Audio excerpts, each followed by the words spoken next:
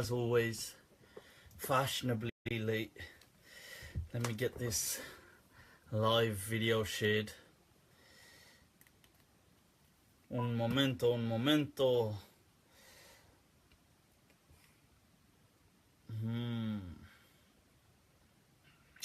Right. Guys, I'm just sharing the live feed. Put this on silent so as not to disturb us.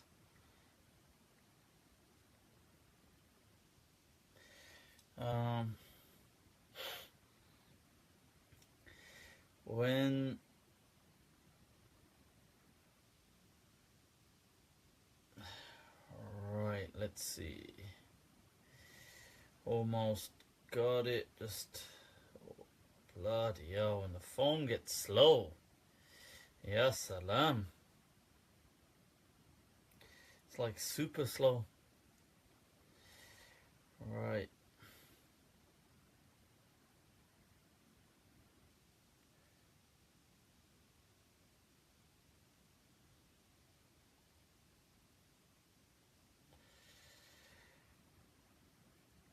And is that finally done? Ya salam.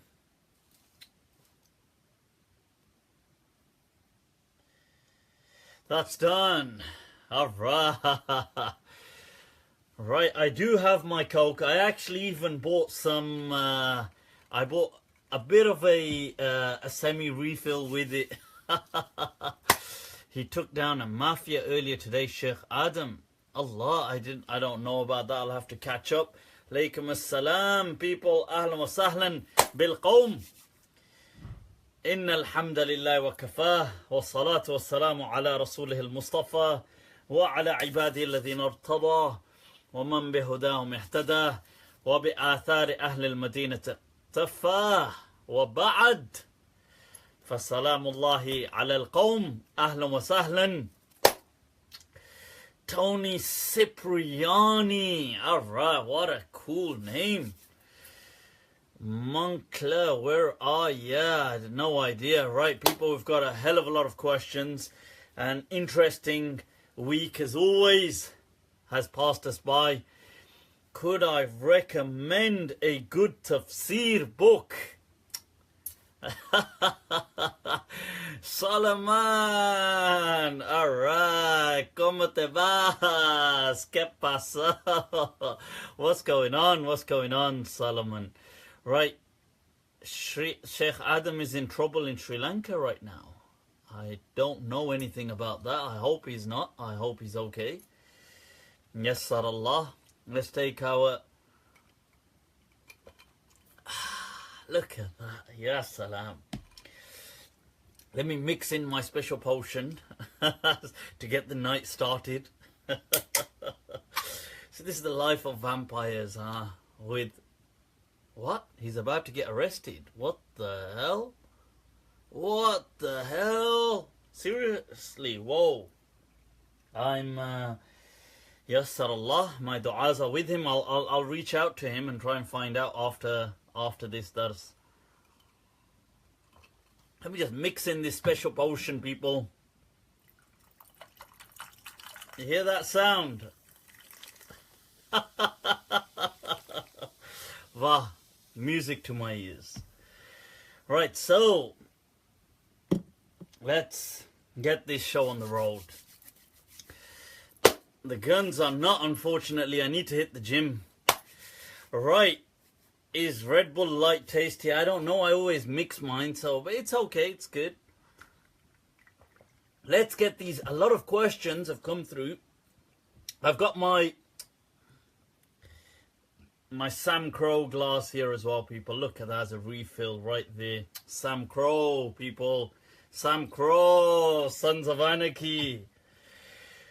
So, what are we going to be looking at?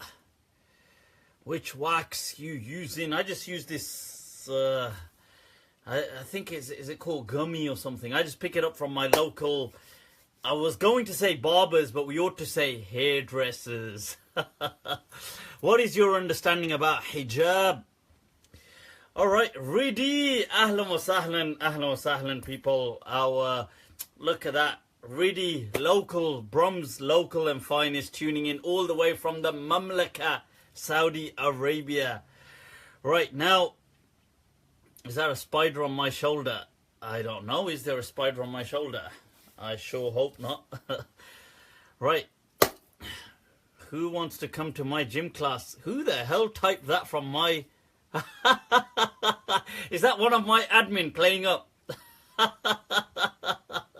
I just saw a Mufti Abu Layth message going out there saying, who wants to come to my gym class? Behave, lads, behave. Right, so let's take a look at some of these questions. We've got quite a few interesting ones already lined up. I'll go back and forth, back and forth.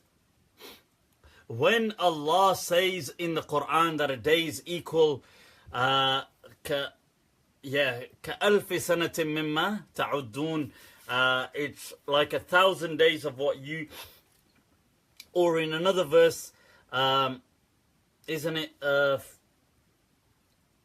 50,000?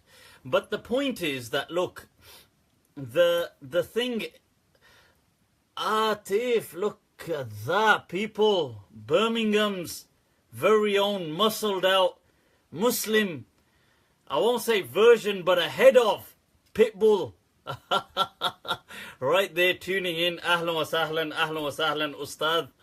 Right, so, right, you know, in the Quran, where it says things like, and a day with your Lord is like 1,000 days of your counting.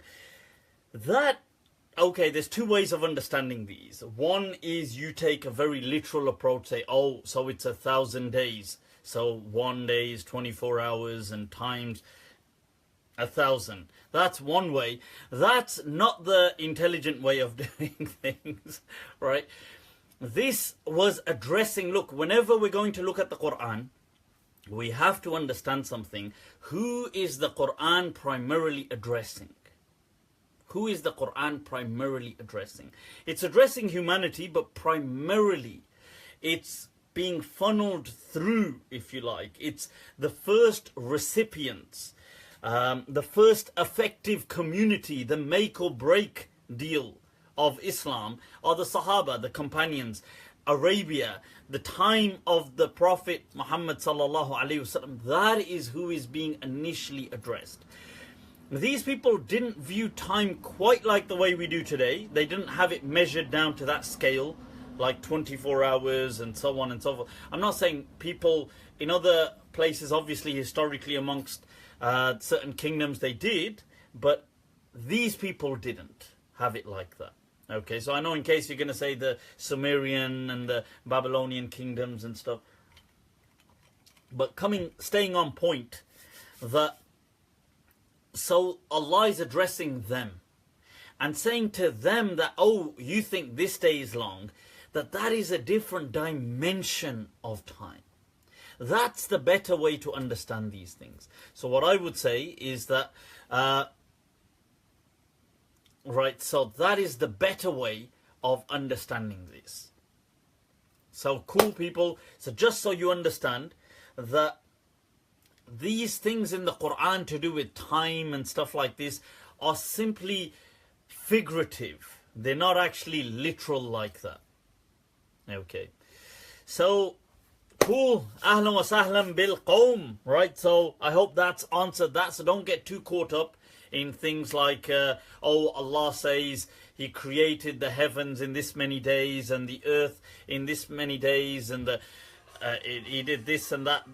This is figurative speech. That's all it is. Time space, in essence, is very different. Sid Khan, alright, look at that right there. Right, so it's important to understand these things, that today our understanding through science of time space, of time and space and the dimensions and things like this is different. Like we've got maybe a more objective, slightly more objective understanding of space-time and stuff like this, that it's not how Einstein explained, it's not how we thought it was. But Allah was addressing a people that had that kind of frame of mind. So He wouldn't use language like that, because they would then just disbelieve. You see, just as if Allah was to say in the Quran, if Allah was to address mankind by saying, did you know, people, that you actually live in, that this world is colorless, odorless, it has no smell, it has no sound. This is actually a silent, insipid universe that is colorless. That is actually a scientific fact. Okay, all these colors you are seeing are simply the way your brain is interpreting the light which reflects off them. They are not actual in essence. Like, so when I hold this up and you see a particular color, that is the way light is bouncing off that, and you are interpreting it, you and I, through our eyes. When I am speaking, what I am doing is obviously exerting certain pressures and these vibrations through which are being carried by these things called sound waves, and you are then interpreting those waves to mean this sound. That is scientific. That is a fact, that this universe is actually colorless, soundless, it's odorless, it's every... But if Allah spoke to us like that, nobody would have believed, even though it is actually scientifically more accurate. But people believe in the way they see things, and they make sense of the world. They don't want to be told from an absolute categorical perspective, because it will make them, they can't connect with that. So just to clarify, okay, so always keep these things in mind. Let's move on, people. Let's move on. So Naman Hussein asks, what is your view to men wearing gold? That is a good question, and there's another question in here as well that ties into that. And I was asked about men wearing silk. Now, there is a... Right, I've just been...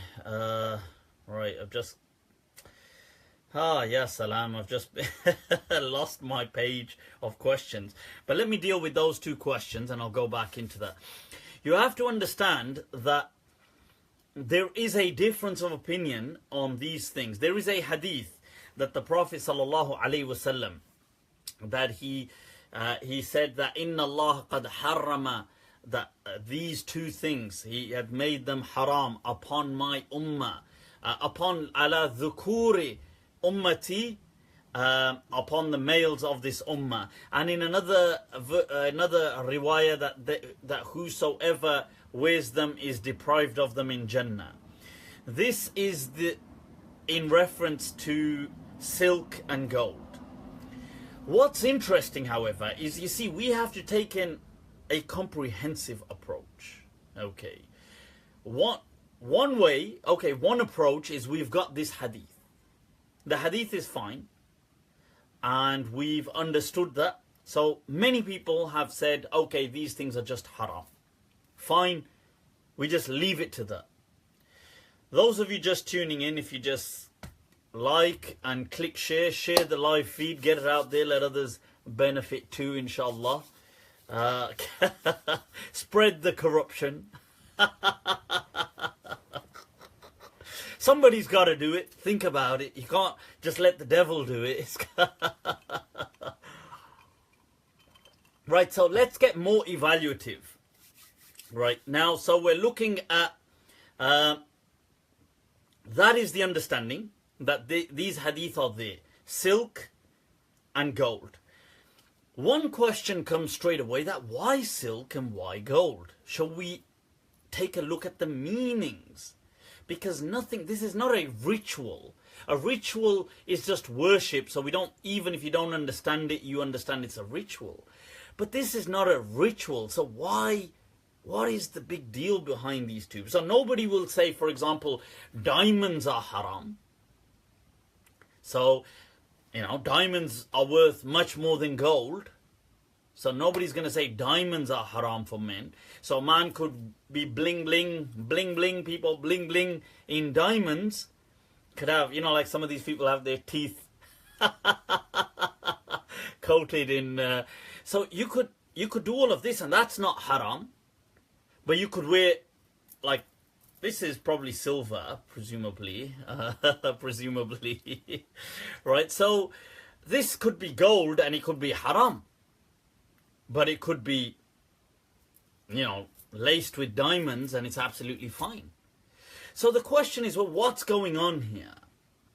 If we take a look at trying to understand another interesting angle, or another interesting ingredient to this equation, is that many Sahaba, companions, companions of the Messenger of Allah, sallallahu alayhi wasallam wa radiyallahu anhum, continued to wear silk and gold throughout their lifetimes. Now brace yourselves, people. Before you start declaring me to be a kafir, brace yourselves. I'm only don't shoot the messenger. I'm only quoting the facts. So now the question is, well, we know some companions, like for example Zubayr ibn Awam radiallahu an, Abdurrahman ibn Auf, the Prophet said to them, why don't you wear silk? He told them to wear silk because according to the narrations, they had a hakka, they had an itch. Okay, fair enough. Let's take that as a dispensation. So many ulama in the past took that as a dispensation. Firstly, some people problematized this dispensation. Dispensation meaning that it's a license because they're kind of ill. Let's say a medicinal license. Some ulama problematized this dispensation. Why? Because you got to remember, these people were from back in the days, people. The warrior times, you know, the Viking, when men were men. You know, back in those days. They were from that time. So an itch doesn't quite cut it as a, you know, like today, obviously, the likes of you and me, we're like, oh, I've got an itch. Oh, yeah, I can't go into work. I've got an itch. But back then, you know, when one guy would be walking around with an amputated arm and just pick up his arm and just carry on. It's like, they were like, men were men. Oh, you know, it wasn't like, oh, it was like, what? But it's okay. I've got another arm. You know, it's like back then. So, so an itch, hakka, didn't quite cut it for them. But some people thought, look, okay, maybe it was a serious itch. Like it's like a rash kind of thing going round. Fair enough, fair enough. Let's roll with it, let's roll with it. So, wow, wow, wow, wow. Look at that. Kya baat hai, kya baat hai. Right, so some people thought, let's just take it as a medicinal license, a dispensation. Other people, so many of the Salaf now thought, look, you know what, I'm not buying this whole dispensation thing. So what they did is they said, this silk that Zubayr ibn Awam radiallahu an, and even Abdullah ibn Zubayr used to wear, the son of Zubayr, they said, well, maybe it was mixed silk. So maybe it wasn't pure silk, it was mixed. Rafay, natty. Maybe the itch is in a place where only someone special can go. Right, so look, so they said maybe this silk is mixed silk. So it's not pure silk, it's like an equivalent, I'm not saying it was this, but let's say it's an equivalent of like cotton and silk, or I don't know, wool and silk woven together. So there was a cloth which came out, and when I say came out, sorry, became prevalent in the time of the Salaf, and that cloth was known as khaz. And it was like a cloth made out of silk, but it was also mixed in with other kind of materials. So they said, well, khaz is what it must have been then. And therefore, khaz is categorically fine. So most the ulama say that khaz is absolutely fine. You know, you have that poem, that لو لبس الحمار لباس خز لقال الناس يا لك من حماري.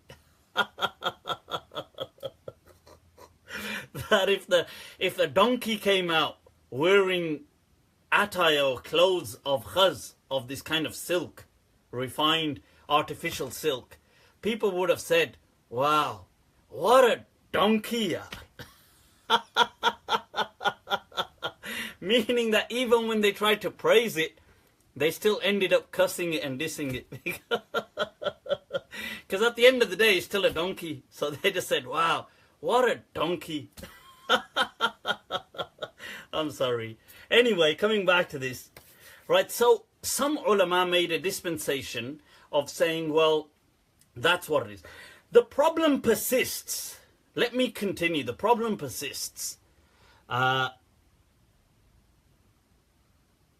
شايفك إلى أين المفر ستلتقي به سألتقي بالله شكرا يا أمين فإني قبل اليوم لم أكن أعرف ذلك. Amin just told me I'm going to end up meeting with my Lord. So I said, yeah, thanks. I wasn't really aware of that before today. Right, so the thing is now, okay, so let's move on. There's another ingredient to this equation that problematizes it, and that is that several other companions, Imam Shawkani in the Nail al-Awtar brings up to 20 companions, which include many companions. You've got in that Bara ibn Azib, there's I believe Sa'ad ibn Abi Waqqas, there's many other, he brings a list of companions, up to 20 companions who continued to wear silk, absolute silk, right throughout their lives. Now, based on that, Imam Shawkani concludes by saying, I don't believe that silk is haram, that it is only makruh. It is discouraged because that's what he says. Similarly, you have other ulama bringing up to Izzuddin ibn Abd salam. Sorry, I stand corrected. Ibn Daqiq al-Eid brings up to 5 companions, including Bara ibn Azib, Suhaib, Imam Suhaib, there's a few others, but he brings at least 5 and other examples of companions. Anas bin Malik, these very close and prominent companions who died and up until their death wore gold. So it's interesting that, you see, you've got, this is the equation. Now many people feel that right, many people feel, sorry, I just gotta block some trolls. Right, so many people feel the gold is just categorical haram. Some ulama felt that it wasn't. It was either makruh, based on it being to kind of keep people away from that luxury. And that's what I'm in line with. I'm in line with these kind of ulama on this mas'ala. I feel that what the Prophet Muhammad sallallahu alaihi wasallam was advising these people was that because they lived in a very rough and tough kind of world, we're being on edge, or being on edge doesn't sound right, but being on kind of standby for the necessary threats that they were facing, and just the kind of pressures that the community was being engulfed by. It wasn't the time to be indulging in these kind of luxuries, right? Your nose is bigger than your face. Zayar topic. Ab kya kare? What can we do? There's only so much that my DNA could play with. My DNA was like, oh, what the hell, man? There's only, you know, like, come on, give us some play. Well, well, I hope. Don't worry, I'll go into, right, Ziyar, I'll come into your I'll come into your profile later on Snapchat, and then you'll see my response. Right, so now coming back to this. Right, so the point is that that the Prophet was trying to keep these people focused. That you have to stay focused. Okay. That you are in very serious times. It's not that things, you know, it's like if somebody, for example, imagine you've got some serious stuff going down and somebody says, oh, well, I'm just going to take a spa day. And you think like, you know, you're going to make me swear. You think like, spa day, is that, you know, do you understand the kind of seriousness that we're in? So it's a bit like that. So in this understanding, that the Prophet, when he told people off from gold and silk, I fall in line with those ulama who felt that this was, who felt that this was to do with the karaha and to keep people focused. But if people want to, if they want, you know, like generally the popular opinion is that it's haram, and that's fine. You don't need to follow my understanding. I'm just saying, okay. Right, let's move on, people. In my understanding, wearing the niqab is not a prescribed, right, just move up. Is not a prescribed nor a recommended act by the Prophet. Something which the wives of the Prophet, Hamza al-Hanafi. Okay, that's a good question. I've been asked this before. And let's go into that about niqab. Okay, so stay focused, people. Once again, we're going to go on an analytical walk. So bear with me. Right, those of you just tuning in, if you click like, click share, get the live feed out there, let other people join in. Let them partake in this blessed or wretched kind of Monday night ritual, people. Monday night ritual. So the hijab and niqab. Hijab is interesting because I highly advise people to always look into things like discourse analysis. To Brian Ski, first read the 9th surah. I'll come to the 9th surah. I take it you're talking about Surah Tawbah. Right, but let's just focus on the question at hand. Sorry, all these fizzy drinks, right? So, now, right, hijab, I always advise people to focus on discourse analysis. Why? Because look at how discourses were born. This term hijab, the Arabic word hijab exists, and it's existed since, you know, since Arabic. But using hijab to mean an Islamic covering is very modern. Now, you see, this is interesting. So all these people going on about like hijab, hijab, hijab, the terminology is a very modern terminology, just 20th century. We're really talking 19th century, maybe 20th century, definitely. It's a very kind of, it's in line with the colonial era. This talk comes about this definition of hijab. I stand corrected, this discourse of the term hijab. Why is this interesting? Because somebody could say, yeah, but covering up existed. Yes, it did. Of course it did. Covering up is not new. But this discourse of hijab, you see, hijab is today used to mean the kind of head cloth that women wear, which traditionally in Arabic was called khimar.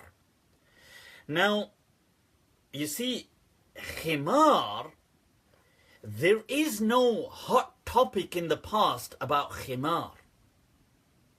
There is no books written about khimar. You hardly even see the ulama discussing khimar. Hardly. They discuss awra, the woman should cover, they do this, satrul awra, things like this, covering up, being modest. But they don't even, they have the word khimar, which is like a cloth you wear on your head. But they don't, this is not part of the discourse. Why is this important? This is important because with a discourse comes a focus. Now bear with me, people. In the 20th century especially, and the 19th century, 20th century, there appears this discourse about hijab all of a sudden. It is the head cloth, and it's now not only got a terminology, it's got a huge, it has become the discourse. It has become the defining factor for Muslim identity and for enforcing or for embracing or however people want to see it.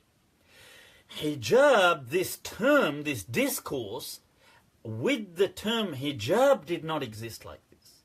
So you show me books that were written or dedicated to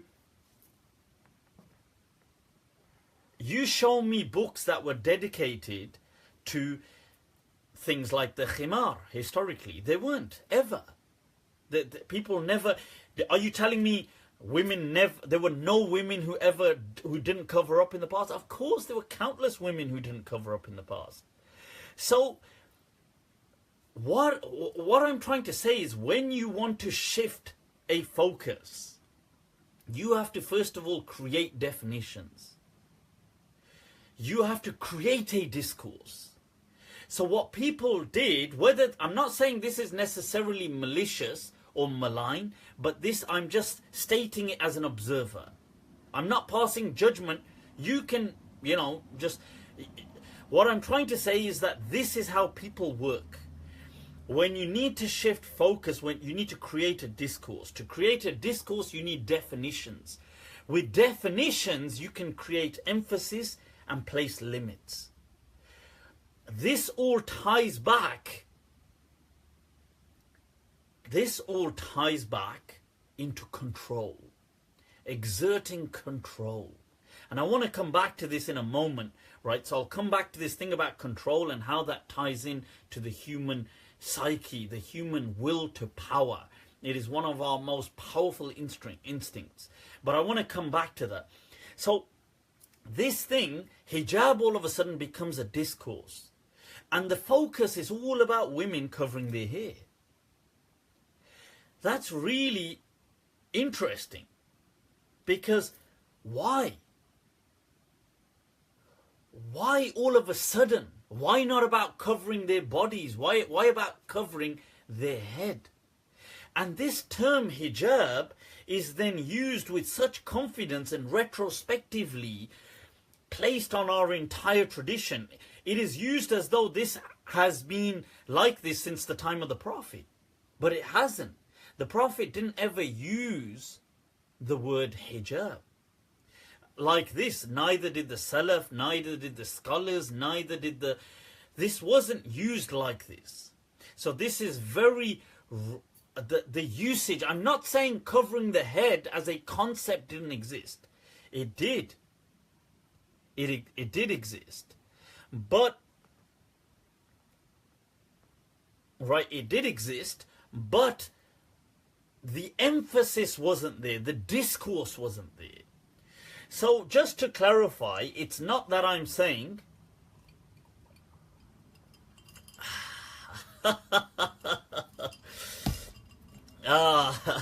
What am I saying? Right, as Ghalib says that बक रहा हूँ जुनून में क्या क्या कुछ ना समझे खुदा करे कोई. Ghalib, the Urdu legendary poet, he says that what nonsense am I chatting in my state of insanity, that, you know, may God make it so that nobody understands what.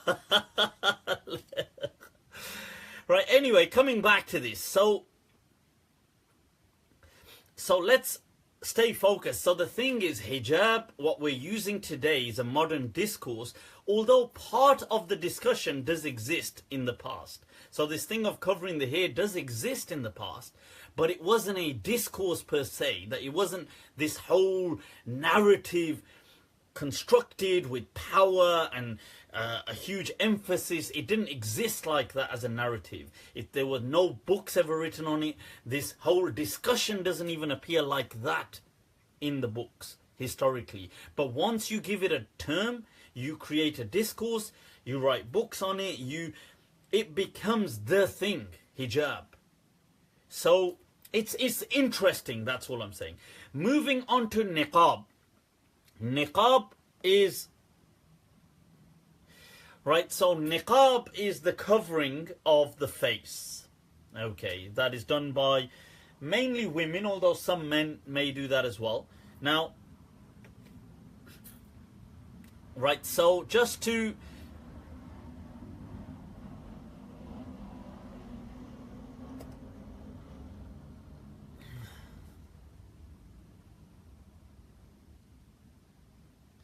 दिल खुश हुआ मस्जिद वीरान देख कर मेरी तरह खुदा का भी खाना खराब है. वाह वाह, मान गए. I like it. That's oh damn, have I swiped the... By the way, whenever I'm moving forward doing this, I don't mean, I'm not blocking people, just in case you're wondering. Sometimes I need to read the questions and I gotta pause them, and that's what I'm doing. Right, so let's take a look at this. Let's focus at this concept of niqab, the covering up. The Malikiya are very... Okay, let's go back, first of all, to the Quran and the Sunnah. There is a difference of opinion on the niqab. However, the Quran and Sunnah have never taught for a woman to cover her face. And this is not from the teachings of the Quran, and it is not from the teachings of the Prophet Muhammad sallallahu alaihi wasallam. So let's just clarify that.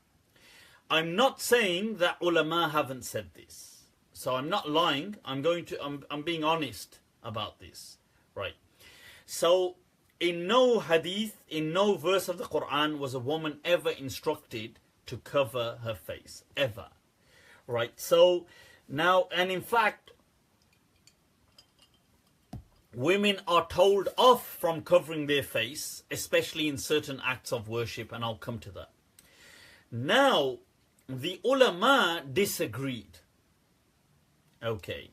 The ulama disagreed about covering of the face.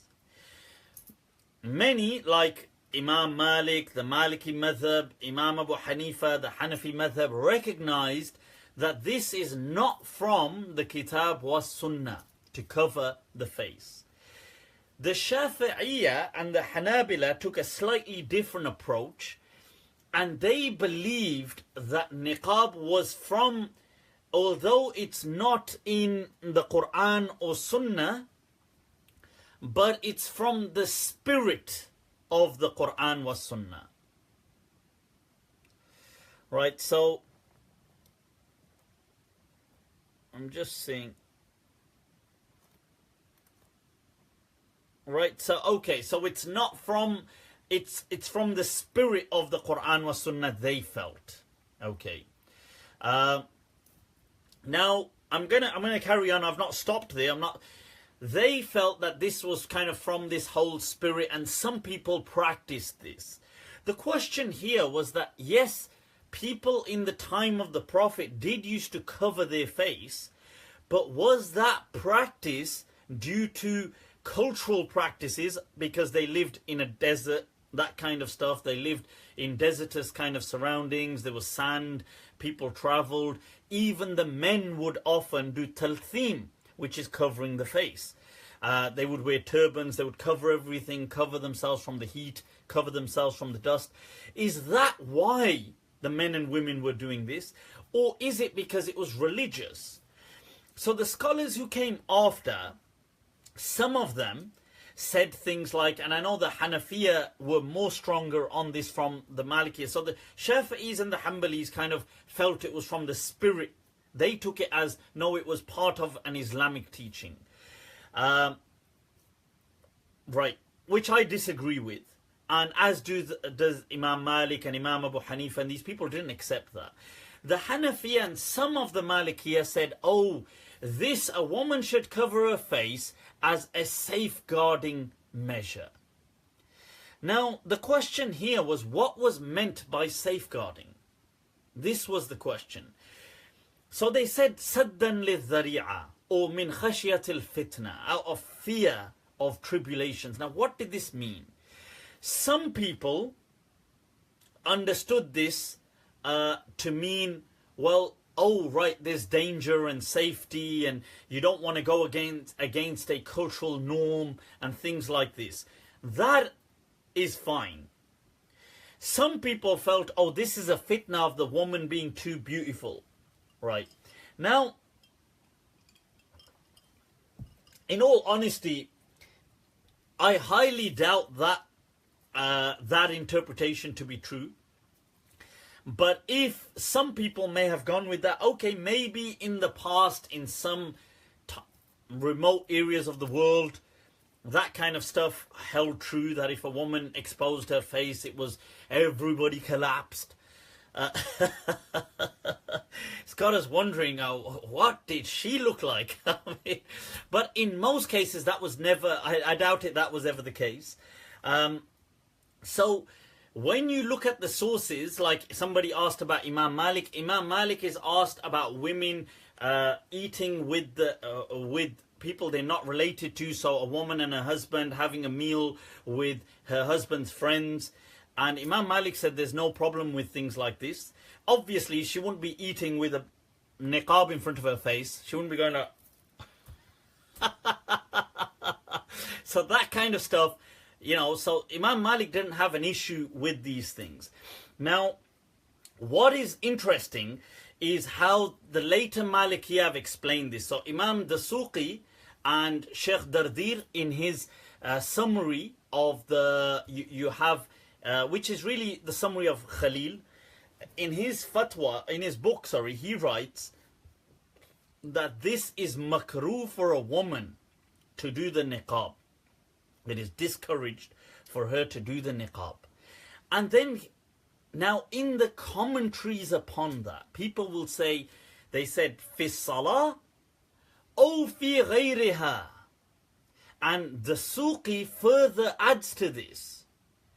He says, لِأَنَّهُ مِنَ الْغُلُوِّ فِي الدِّينِ, that this, it is discouraged for her to cover the face inside salah or in other than salah. مِنْ أَجْلِهَا أَوْ لَا, even if it's for the salah or not. The Suqi says that لِأَنَّهُ مِنَ الْغُلُوِّ فِي الدِّينِ, this is from extremism in Islam. These ain't modern scholars. I mean, you know, you're talking at least a century, 2 centuries ago, but people who are seen as very traditional ulama. These are like the pillars within the Maliki madhab of the later age, people who get the kind of, you know, who are pushed as the final say in the madhab. These are those kind of people. Imam Dasuqi, in his Hashia, he writes that this, he writes that fi salah or fi ghayriha, that this is from ghulu fi din, this is from extremism in religion. A woman trying to cover her face, whether it's for salah or generally. He then does add, he says, however, in the Maghrib, and the Suqi is from Egypt.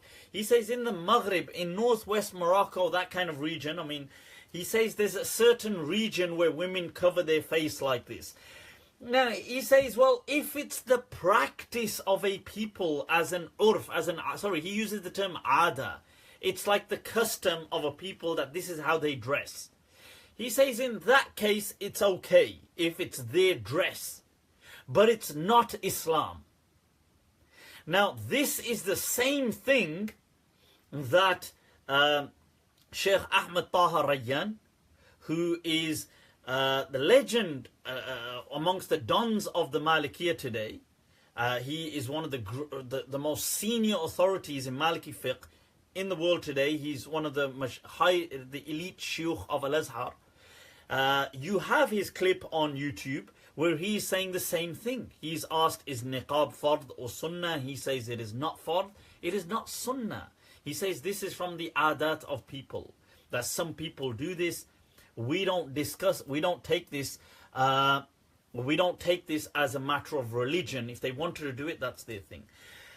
Right, now from a evidence perspective, right, you get the ikhtilaf coming from the verse of the Quran where Allah says, وَلَا يُبْدِينَ to women, وَلَا يُبْدِينَ زِينَتَهُنَّ إِلَّا لِبُعُولَةِ. But this, وَلَا يُبْدِينَ زِينَتَهُنَّ, that the women, that they shouldn't be so exposing themselves with all their beauty.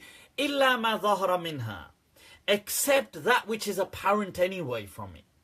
Now this, the ulama have always disagreed in what does إِلَّا مَا ظَهَرَ مِنْهَا mean, except that which is apparent. So when you say that إِلَّا مَا ظَهَرَ مِنْهَا, except what is apparent from a woman's beauty, let's say, what does that mean? So in the past, commonly people said face, hands, things like this. I like what Imam Nasafi said. Imam Nasafi, famous Hanafi scholar. Time to mix the drinks, people. My sons of anarchy. Alright. Right, so right now the thing is, what Imam Nasafi said is that he says إِلَّا مَا ظَهَرَ مِنْهَا, he says مَا جَرَتِ الْعَادَةِ, what the customs of a people run by in a woman generally exposing and demonstrating, like kind of like having casual. He said إِلَّا مَا ظَهَرَ, and then he goes on in his time in saying, well, casually that might be the face and so on. But this is interesting, you see, that he said إِلَّا مَا ظَهَرَ مِنْهَا ties into convention, because that is the truth. That is all it actually does. It ties into custom and convention. Okay. So now, and let me add to that as an example. So you see people like Ibn Abbas radiallahu an, a great companion, and people like Abu Yusuf, the legendary Abu Yusuf al-Qadi, the legendary Hanafi supreme judge of the Muslim world. His and the student of Abu Hanifa, their understanding was that a woman does not need to, in Islam, even if we want to call it hijab or whatever, doesn't even cover the forearms. They said that this does not even cover that. Why? Because they said that's what the ada, by custom, women don't cover. The Hanafiya, the same thing with things like feet. They said this doesn't apply to things like this. Now it's interesting that even when you look at earrings, or when Imam Malik is asked about these kind of things like jewelry that a woman wears, and bracelets, and things like anklets, and Imam Malik said, no, this is not from the kind of that, this is like just common stuff that all women wear. And he said that they don't need to stop wearing things like this casually, meaning that this was, he said, إِلَّا مَا ظَهَرَ مِنْ, this is apparent the apparent kind of stuff, and this is in his age. What is interesting is many people today would consider that to be, oh my God, you know, from the Islamic vibe, so to speak. Yes, so Imam Malik, I believe that is actually in the Mudawwana, where he's asked. But I mean, you can easily bring that up as well, the reference of where Imam Malik is actually saying that, if you just put it in. But I'll most likely try to put up the exact reference later on. So Imam Malik is asked about things like this jewelry, and he says, no, that's fine.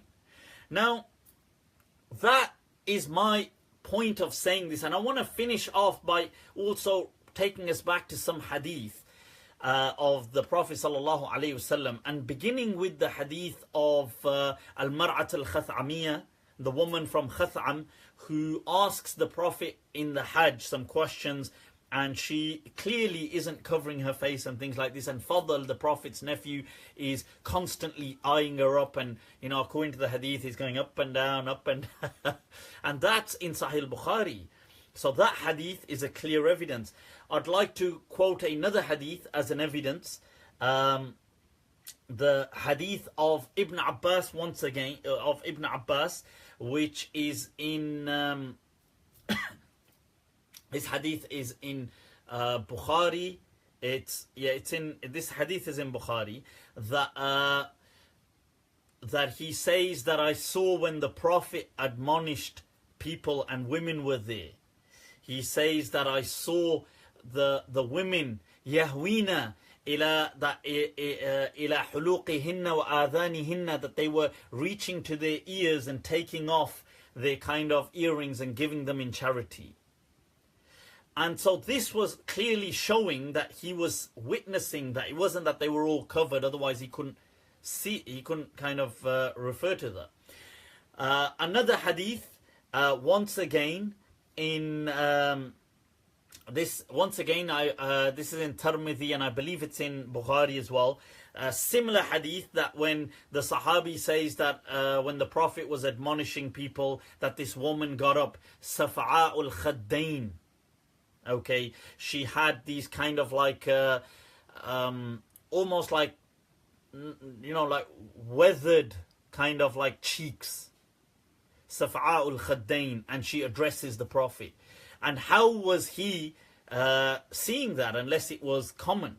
Unless that was the phenomenon. Another example, there's a hadith which is in Sahihain. It's transmitted by Imam Malik. It's transmitted in Abu Dawood, and that's the hadith of Subayya al-Islamiyya, that she, after she, her husband, who dies around Hajjatul Wada, she is visited by Abu Sanabil ibn Ba'kak, I believe.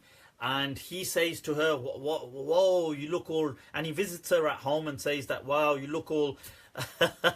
He says, Araki, you know, mutajammi. He says, you're all kind of all done up, showing your beauty. كَأَنَّكِ تَرْجِينَ النِّكَاحِ, as though you are looking to get married.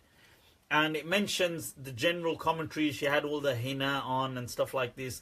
And she says, yeah, I am. And he says, no, you can't, because your husband just died and you need to wait for this long. But she had given birth, and that finishes the iddah. So what happens is she goes and asks the Prophet, and the Prophet says, no, you're right. After pregnancy, the iddah is over and you can marry whoever you please. And then Abu Sanabil is the one who marries her. So he couldn't have been like a brother. It's okay, I'm your brother. This kind of... So anyway, so this goes to show the kind of interactions and the kind of that they weren't covered in niqab. And going back to Imam Dasuqi's point, that this is ghulu fi din, this is from extremism in religion, if you consider it to be religion, but it's maybe custom. It can be done if it's just the habit of a people, but not Islam. Right, that's enough on that. Let's move on, people. The athar in tafsir are generally weak, yes. That women covered everything except one or two eyes, yep, that's generally weak. Right, so... Right, people, let's get into some of these questions. Can you recommend any online lectures about discourse analysis? See, it's difficult because I don't think there is much like that, unfortunately. It's just having a particular outlook. I did say I'd like to do a small video on it. Inshallah, I will, hopefully. But I love the way, like some books, like I've recommended in the past that book, Sapiens. And I love the way he has it applied right throughout his book. Although he doesn't refer to it. And he doesn't refer to them as discourses. He refers to them just generally as stories.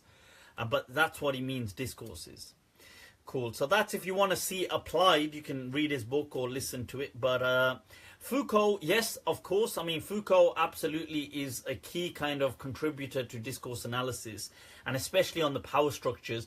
But I mean, you can YouTube or Google, but I don't know any personally something to advise you to watch that's so awesome. But I'm sure there are plenty of things out there. Do I respect Christian people's rights? Of course I do. I advocate the rights of all human beings, as does Islam. What are your thoughts on damaging the environment? Through things like petrol cars. I mean, I do believe that environmental things have to be taken seriously. I don't know about people like you and me on our scale. I mean, obviously, we acknowledge it on our scale and adopt it, but I mean, on a governmental kind of level, these things have to be acknowledged. Things like Donald Trump kind of pulling out of the whole agreement on climate and things like this, and the treaty, and these kind of things are a disappointment. But I mean, it has to be acknowledged at a more national level. Right, so okay people, those of you just tuning in, if you click like, click share, get this out there, live feed, let's take a look at some of these questions. I'm just trying to get into this. Right, okay, damn. What is your opinion on Muslims affiliating Masonic practices, symbolisms, initiations? I'm not really sure what that means, really. Some people, Muslims, are just obsessed with this Freemason kind of stuff, Masonic this and Masonic that. I'm not really too fussed about all of these kind of things. I mean, look, our faith isn't that weak, okay? You do whatever you gotta do. Not everything is an attack on Islam, and Islam it's not that weak that the moment you shake hands with somebody, or if you do something with an organization that now your faith has disappeared. That I don't feel anyway, in my understanding, that's the Islam. That's my kind of Islam anyway. Thoughts on kombucha? Siam Hussein. Kombucha, from what I believe, is a kind of fermented drink or something based on yeast, or semi-fermented. I don't know too much. I mean, I've never tried it. So,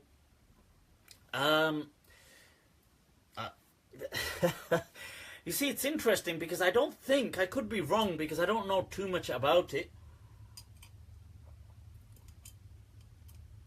But I think it's semi-fermented and not fully fermented, or partially fermented or not. And I think that triggers a very powerful debate which existed once in early Islam about bar wine, apart from things like wine and so on, just some fermentation in a drink that is not wine. Why must that be haram? And the Hanafiya it was beginning with Imam Abu Hanifa, were the key proponents of this argument, and they argued it very passionately. And Imam Abu Hanifa, in fact, Imam Muhammad ibn al-Hasan al-Shaybani in his book Kitab al-Athar brings several narrations from Sayyidina Umar drinking drinks which are partially fermented. So if you drank them in large quantities, you would get drunk, but they would water them. So the hadith that he brings, the athar he brings, is that Sayyidina Umar is sitting with somebody and they take out this drink which is, you see, it's like nabidh, and this was what their nabidh was, and he takes a sip and he says, whoa, that's too strong, and then he mixes some water with it, and then he says, whoa, this is a lot better now, and then drinks it. Now, and then Imam Muhammad goes on to bring other narrations of companions doing this, and he then brings the quote of Imam Abu Hanifa as well, saying that, look, if you gave me the world and everything in it, I would not declare nabidh to be haram, because I know the companions drank it. So it opens up this very powerful kind of discourse and debate. The issue is that over time, Islam has, like other religions, it's been institutionalized, it's been we've had standardized versions have been produced as part of power structures. We've had, there's a lot of, it's obviously tied into empire, it's tied into control. And once you get kind of standardization of religion, it kills off, it censors debate and discussions, and then it just becomes known through this particular thing. So today, to discuss things like this, I don't think we'd really have, I don't think it would really, it would be able to really discuss it, because the whole culture, I mean, we could discuss it, but I don't think, it's just, I don't know, it'd just be a mess of a discussion. Exactly. I think Jamie Edmondson says that's why we separated church from state. To be fair, in Islam, Islam was never as tied into empire or state the way Christianity was tied into the state with the church. So Islam had never had that perspective never had that kind of reality to it anyway, historical reality. With Islam, I think the power structures came more from the clergy. So it was kind of like soft power.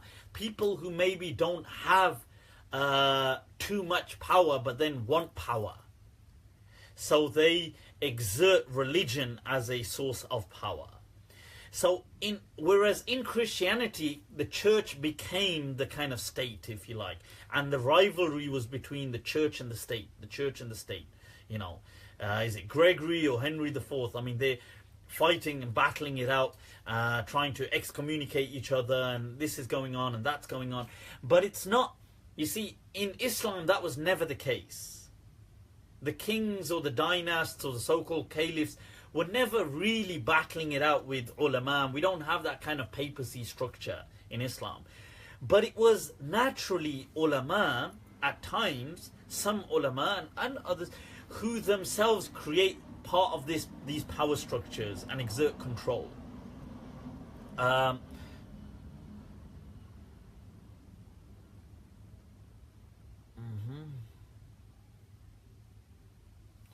Right, so the thing is that there are power structures, and it gets tied into that kind of imperial culture, but not like the way in Christianity.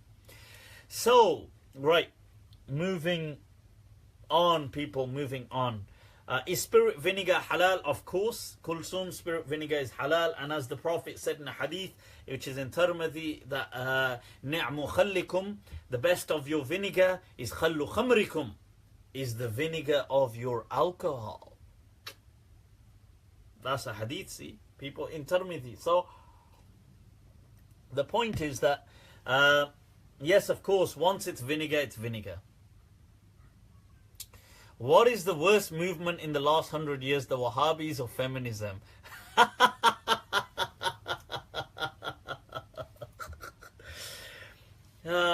Feminism, huh?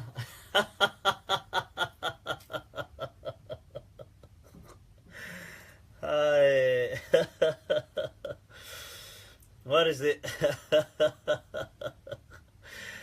कलकत्ते का तूने जो जिक्र किया ए हम नशी, एक तीर जो मेरे सीने पे मारा के हाय हाय. That's a poem of Ghalib. He says, speaking of a thing like a particular city which is in India, he says, oh, you mentioned that city, and by doing so, he says you shot an arrow. But the thing is that, look, I think it's interesting. Not about these movements. You see, I think all these movements start off with good intentions, and I'm all for, let me just say from the offset, I'm all for women's rights, women having rights, women, that equality, that there shouldn't be discrimination based on gender, there should be equal opportunities, and I'm all for demythologizing or kind of culturalizing Islam from these kind of fatwa which are used to kind of suppress women. And they're very kind of, if I may use the term, kind of like seen as misogynistic views, like things like we said earlier, that a woman must cover everything, and some scholars said even one eye, because she's got one anyway, why use two, that's excess. So that kind of, these attitudes, I'm all for that. Don't get me wrong, I absolutely am. And I've stood in the face of criticism defending, and I will still defend my stance on these kind of things, on women having the equal things. And I've been one of the few people who's outright said that this thing of like blood money that they use, the compensation for accidental death, it is absurd to claim that there should be a distinction between males and females. They should be the same. So and many ulama don't support me when I say these kind of things. I've said things like there's no restrictions on women traveling, there's no restrictions on women wishing to marry. If a woman wants to divorce, it's her right, her choice. The man cannot stop her. I've made that very clear, that women have the right to whatever, obviously the laws on covering awra, modesty are there in Islam. I've promoted, I've stated them as they are, but other things like women cutting hair, plucking eyebrows, all these things are permissible. There's no prohibitions on any of these things. I've said women wearing makeup, as Sheikh Dadu has said, is permissible. There's nothing wrong. They can take photographs, they can take selfies. Although I'm not saying you get sucked into that kind of a culture, this Instagram culture, I think is harmful for people, men or women, but I think this thing is permissible in Islam. Now, so just from the offset to clarify, I'm not a person that is against any of these things, but I do see the dangers of this thing which I refer to as ultra feminism, and it is this kind of man-hating culture, and I think it's interesting, because I think in our society men and women have been kind of pitted against one another. And a lot of this comes back to, there were some other questions I was being asked. And this actually ties in with a few questions I've been asked. So I can kind of sum them into one and tackle them. So somebody was asking about things like relationships. Somebody was asking about these whole scandals that have been going on. Somebody was asking about the courting process. So all of these can kind of get tied into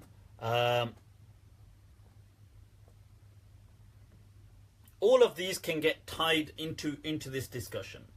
Look, I believe that part of what we're suffering from is coming to terms with modernity. Right now, I am not anti-modernity. Let's clarify that, which is obvious. I've already said all this eyebrow threading, everything is permissible. Right, so for whoever's asking. Now, I actually think that we are living in an awesome age. I love the age we're living in. It is an age of true kind of discovery. We are living in an exhilarating kind of age of breakthroughs. I mean, it is so wow. Wallahi, in my understanding, if you were given a choice to ever live in a particular time, it would be now. That's me as a person. I'm not saying you have to agree with me, but that's my understanding. So I do love the age we're in. I'm not saying it's far from perfect, but I think it's an amazing, exhilarating kind of age. So, and I just don't. I mean, I don't want to get all religious. You know, like some people have a religious utopian. Oh, I would have liked to live in the time of the Prophet, and for the Prophet, I would have. You know, I mean, you can keep all suspend the Islamic kind of exaggerated romanticism for a moment. I'm just being real. Okay, most of these people would not have been happy to have lived in that time. Okay, just being honest with you. You know, when you don't have things like when people these kind of people, if they starved for 2 days in a row, everything would change. Let alone this kind of approach. If somebody came at them with a sword and chopped their hand off, it wouldn't be this kind of. So when people say all these kind of nice romantic things, it just sounds nice to hear. It's not very real, so let's just put that aside. Right, okay, but human beings are struggling with modernity. We are a very new species, okay, in that sense, as in our domination of the world and of the globe is very new. Human beings, when we are in essence animals, okay, in Arabic, when you define humans, insan, the definition, you can go to any scholar or go to Google, the Islamic so-called definition of human is hayawanun natiq, an animal that is capable of reasoning. That is the definition of insan, okay, according to the Arabic Islamic sciences. So you study this in madrasa, that Islam, when we're defining insan, we say hayawanun natiq, a creature, an animal that has the ability to reason. So we are just animals at the end of the day, but we're above. We have this ability. We are still creatures. Now, what's happened is in modern times, we're really confused in trying to understand ideals, reality, dreams, humanism, things like all of these things are, like people are like, there's this kind of thing that, and I'm not condemning this, but I'm just saying this is kind of, hey, achieve your dreams, go live your dreams, but people don't know, for once in human history, we do have opportunities, but we don't know what to do. Well, what does that mean? Like, live my dreams. And people are like, yeah, just be you, what does that mean? Truly down to this. So some people will be like, and then we have things like, what? At the end of the day, everything is for love. And we're like, wow, that sounds so nice. What does that mean? And all this is going on. So in very recent, this is just within, this is less really than 100 years, less than almost 100 years. We have had this huge thing of romance. And I'm not saying this is a bad thing. I'm not passing judgment on it. But I'm just saying cinema and novels and things like this have kind of really flooded this concept of romanticism. Ideal romanticism has been placed out there. Now, I'm sure, it sounds nice. It sounds really nice. It sounds really like all lovey-dovey, these kind of things. But if you go prior, let's say from the 19th century backwards, people didn't live like that. Most of human history was never like that. Human history, people just kind of got on with it.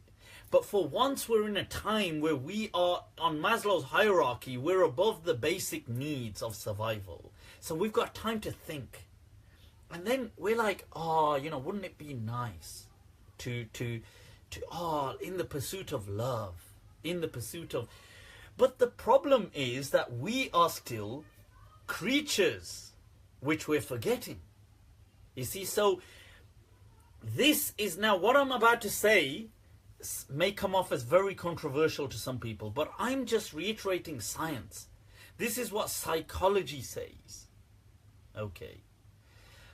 So you have to understand, this is what science says.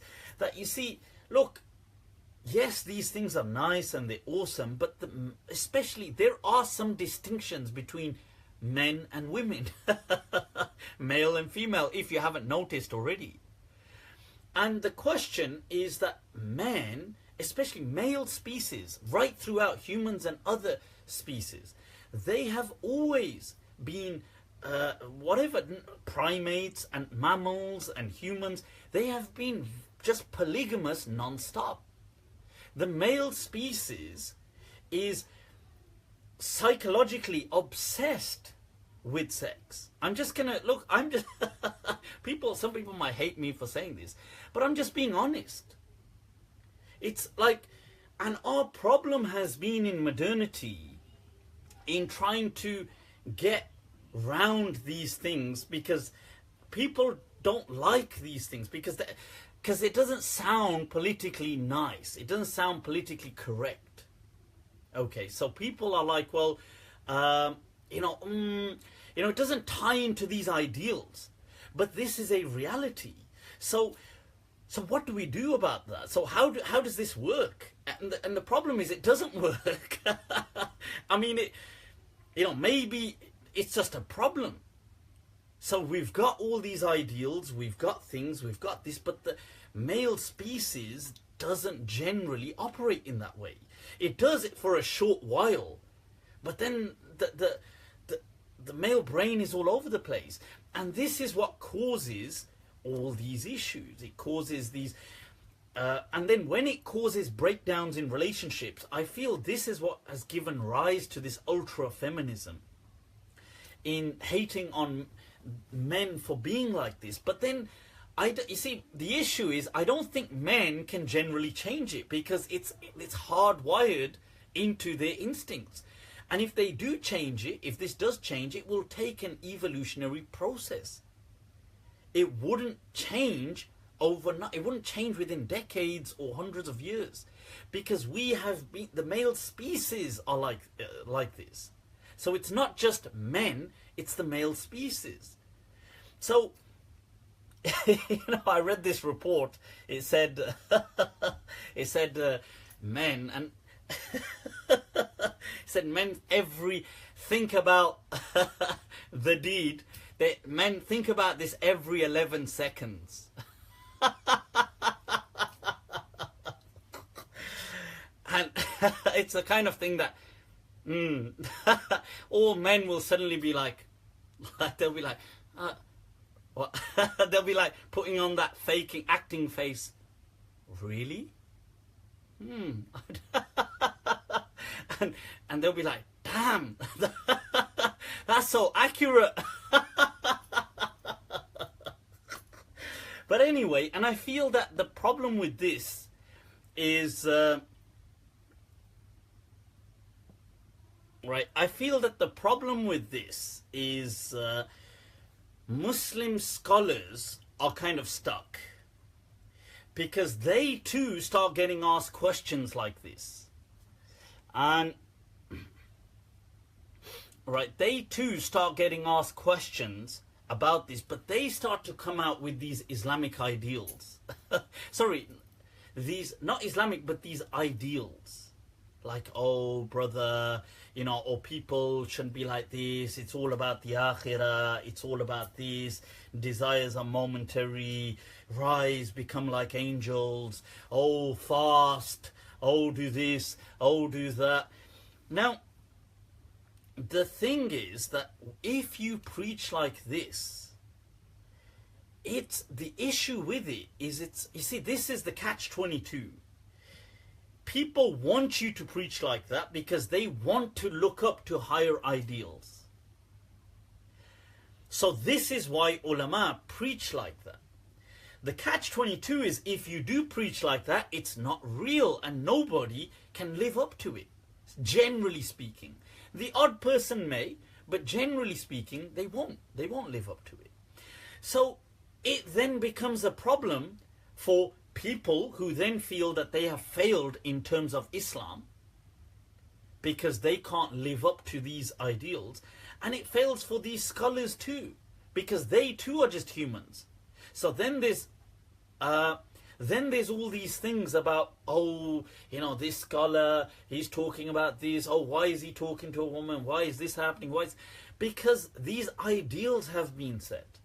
So I hope that ties into all of those questions. So it's not that I have... the reason I brought that up is I think we just need to be wary about some movements that may just hate on an entire species of, because it's not going anywhere positive, that's all. So I hope that's, inshallah, you know, of some benefit. As to how much interaction can a couple have if they're looking to get married, they can, look, there's no, just do things naturally. Just do whatever you got to do. Please do not ask to be micromanaged by Islam. Do not ask to be micromanaged by God. Allah gives you freedom.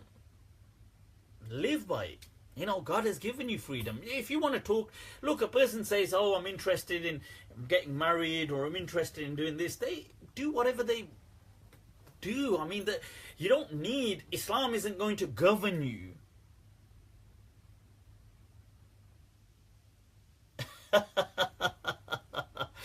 Islam isn't going to govern you by saying, oh, this is how you must interact. You must sit like this. Both of you must be facing the Qibla. You may now begin a conversation. It will last for precisely 3 minutes and, I don't know, 12 seconds. 13 seconds. So now you can respond. The wali must be present. Oh, you want to talk to her. Her wali must be present. What kind of an awkward conversation would that be? You want to talk to a wali should be... that would be one hell of an awkward conversation, wouldn't it? If there's a... You know, somebody says, oh, if you want to talk to the opposite gender, have their dad present. I mean, what the hell? It's like, what kind of sick stuff are you into?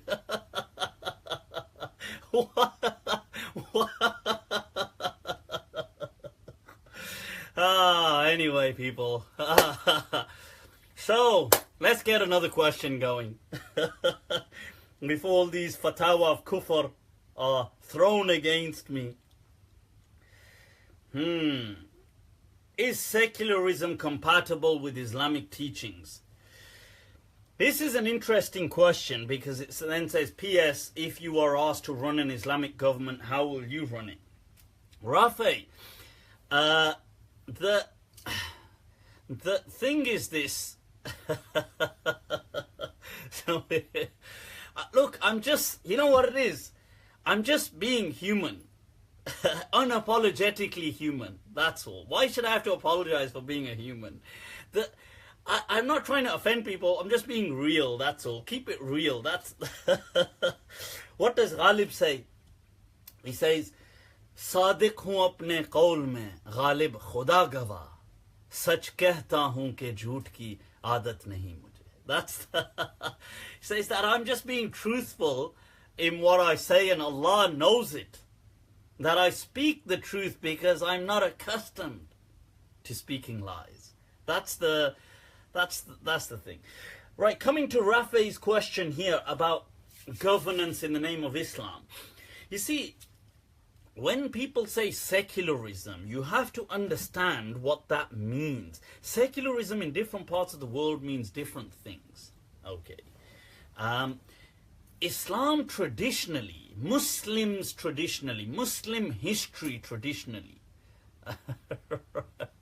What a waste of 10, 11 seconds. Right, so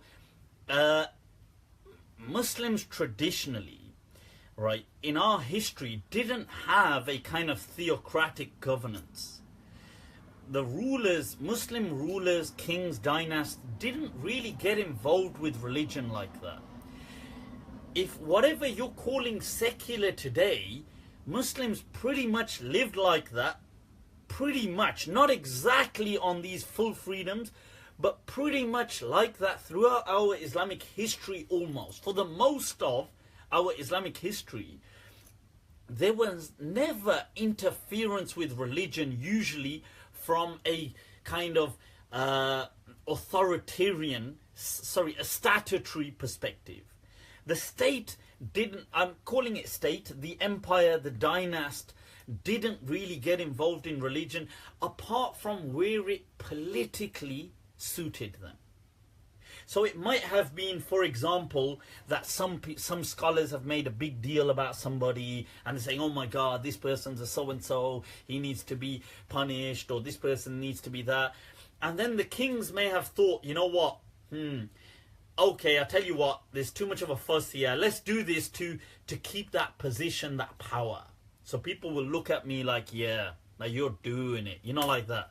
So apart from that, they kept that. So basically, yes, they kept the... So somebody asking, yeah, they don't let you drink in Pakistan. Yeah, true, but...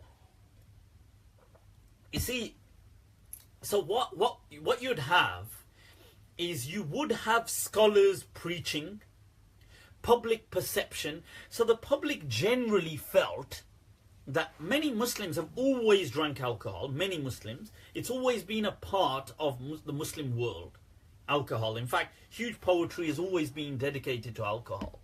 But the thing is, Muslims generally have felt like the collective consciousness of Muslims has been that alcohol shouldn't be openly drunk and it shouldn't influence children. Like children shouldn't grow up seeing this as okay. Therefore, it's being drunk behind closed doors in certain wine houses, things like this. So that's what's happened historically. Now, the kings, they don't really care. They used to drink alcohol themselves most of the time. But yeah, if some scholars started making a big deal, they might, yeah, okay, kind of like, okay, you know, whatever, deal with that person. That's how it was. So historically, Muslims were very much more secular from a ruling perspective than one would imagine today. So that's the issue. So people today, the issue is that we, due to colonialism and the break off and the disconnect with our history, we don't know what it was like then. So we've made assumptions that it was some kind of Taliban state, that people walked around like the Taliban walked around, you know, mullahs, and they whipped people and they beat people up, and nothing like that. Generally throughout the Muslim world, I'm not saying as a one-off, things like that might have happened. You might have got some area was taken over by some Puritanist cult and they ruled it for maybe a little while and then it was taken back by the people. So like that it might have happened, but generally no. There were casually places known where people drank alcohol, where people did stuff, but usually they had a dedicated kind of wine house, so to speak. So you will see people, right, this is going right back to people like one of the poets who's commonly speaking about this, Abu Nawas, always about poetry, but he's in the time of the sons of Harun al-Rashid and the wine houses that were prevalent in Baghdad. He's speaking about visiting this one, visiting that one. In fact, these things historically, they were known. It's not that people didn't know where they were. They knew where these wine houses were. So it's not... So my point is that it wasn't like people just got on with it. But there's some things which were seen as public obscenity, and some things... And that may vary throughout time. So that's what I would say. Abu Muawiyah in the house, people, in the house. All right. Next question. Let's take some other questions, people. Is implanting a pig's heart permissible or controversial? Wah, a pig's heart. It's absolutely permissible, right? There's nothing wrong with these kind of things. Look, we as Muslims do not, you know what's interesting is that, look, we as Muslims don't eat pig. Okay, we don't eat pig. And yes, because of that, you know, part of growing up, people have put a taboo. But this taboo thing is actually wrong. It's not actually something which Islam gave. Islam didn't preach that this pig is this, oh, you should hate a pig. Islam didn't teach that. Like, you show me once the Prophet showed disgust towards a pig. He didn't. Like, we don't eat it. The Quran does say that it is harmful, that it carries rijs. Why was pork made haram? I don't know exactly. Maybe that, especially in the past, it carried more diseases than other animals and things like this, and that's why it was in essence made haram. I don't know. But according to the school of Medina and Imam Malik, all living life necessitates purity. Al-hayatu taqtadi at-tahara. That there is, every living organism is pure. Its saliva is pure, its sweat is pure, its tears are pure. That even a pig, if it licked the bowl of an animal, of a person, if it licked the water, that water, according to Imam Malik, according to the school of Medina, is still pure. It's not. Now, I understand you may not want to, as a person, have that. That's fine. Like, it's just like saying, you know, if some dirt fell into a drink, you might not want to have that because the dirt, it just puts you off. Although dirt is not necessarily impure. It's not, sweat is another good example. Like, you might find like a disgust to it, a natural, but it's not haram, as in it's not impure per se. It's unhygienic, but not impure. So anyway, I'm just giving this example that we seem to have this hatred towards pigs. We're not really, Islam didn't really teach us to hate pigs. It just said don't eat them. I mean, like, this is another thing. People had all these kind of fits going on about Peppa Pig. Peppa Pig. Father, George. So people are like, oh my God, so-and-so's children watch Peppa Pig. This is so un-Islamic. Why do they watch a pig? Khinzir, sur. Look, these things, relax. You can watch Peppa Pig. The only thing haram was eating pork. Allah didn't say hate the pig. I'm not saying you have to go adopt a pig. I'm not telling you to go adopt like pigs. But I'm saying this hatred thing is a cultural byproduct. It's a cultural byproduct of pork being haram. It's not something that the Prophet taught. So, for example, the Prophet was disgusted at the thought of people eating lizards. They have these big lizards. Yeah, Abu Muawiyah just made a point that Sidi Iqbal, who is one of Birmingham's finest legendary scholars, those of you who don't know him should reach out to him on Facebook. Muhammad Iqbal, I believe his name's on Facebook. One of my teachers from when I was in my teens. Now, he has said people who say, as Abu Muawiyah is quoted here, is Maliki scholar, that PIG, because we as kids as well were told you can't say pig, you have to say PIG. So we thought, oh, it's haram to say pig. Right? It's not. The word khinzir is in the Quran. The word khinzir is in the Quran. Right? So just to clarify. So, I mean, there's nothing wrong in these cartoons, like things like Peppa Pig. My own daughters watch it all the time. I mean, there's nothing, these things, look, they're just, anyway. Right, so, do I believe in an objective morality? This is a good question. I like this question. what is it? That अपने अमल का हिसाब क्या देते? सवाल ही सारे गलत थे, जवाब क्या देते? That why should we have to answer for our actions? All the questions were wrong themselves. Why should we have to provide an answer? So that's this is a question. Rafa is asking the questions here. That do you believe in an objective morality from an atheistic perspective? Why am I being asked to answer from an atheistic perspective? हमको kafir बना डाला क्या? I'm not.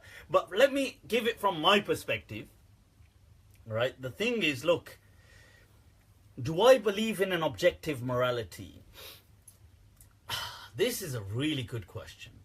I believe that we as creatures, as human beings especially, more so, we have a kind of very raw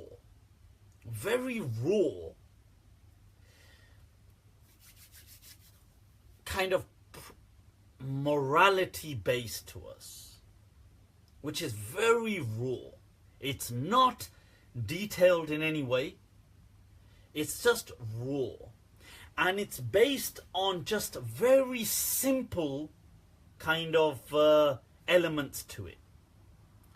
That is that we recognize that harm is no good. Like this, which basically is to do with just recognition of things like harm at a very obvious level. Very obvious level. This is what I believe. This is all I believe that humans and creatures have. That we have a fundamental kind of this compass, this kind of instinct, morality instinct, which is very raw and fundamental. But I'm going to add to this, so hold on, hold for it, wait for it. In its essence, it only recognizes just very primitive things like harm as being no good. Harm, no good. Harm, no good. That's all. But this kind of base that I'm speaking about, this instinct that we have, has huge plasticity to it. Huge plasticity. It can be massively manipulated and stretched, and it can be adaptive, and it can embrace and take in imprints of its environment. This is my understanding of what morality is amongst creatures, including humans, and more so humans. So even some primates have some understanding of some very low level kind of morality that I'm speaking about. Now, and you can see the research that's been done on that by scientists. Now, this is where insan is then adapted. And human beings are the only creature who are so vulnerable for such an extended period of time in their infancy. This vulnerable stage is so elongated with huge, not just actual plasticity, but neural plasticity. We are the only creatures to have that. Why, one may ask? Why?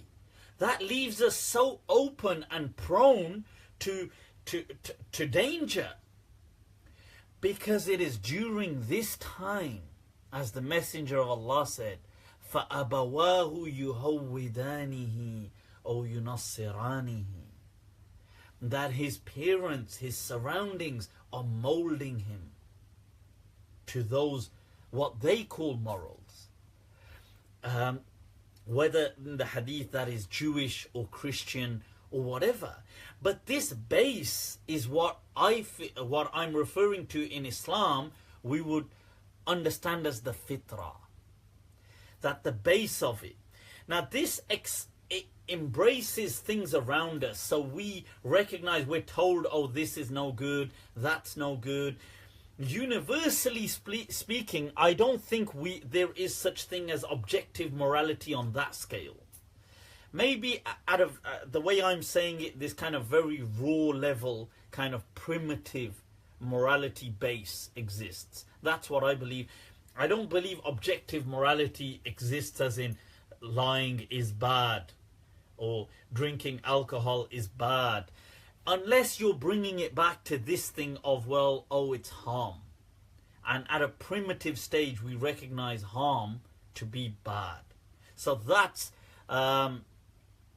the only kind of thing. But I think that's a very fascinating question to really kind of take in. Many Muslims, you're right, they do believe that this is categorical, that this is and this is where they actually fall into a huge problem, really, because if morality was categorical, why is Allah saying for each different prophet we gave them shira'atan wa minhaja? We gave them a particular type of sharia. The Sharia, Ibn Ashur in his tafsir mentions that many alcohol with the other prophets was not haram. Certain things were not haram. Certain things were haram here. Certain things were halal. Why does God keep changing his mind if morality is absolute? So the thing is, absolutely, Robert has said, morality is, as a simplistic definition, should be living in accordance with the laws of nature. Yes and no, because, Robert, you see, living in line with the laws of nature is a difficult one because nature is incredibly brutal. You see, we as human beings, and I wanted to come back to this point, we are driven by instincts. Creatures are driven by instincts.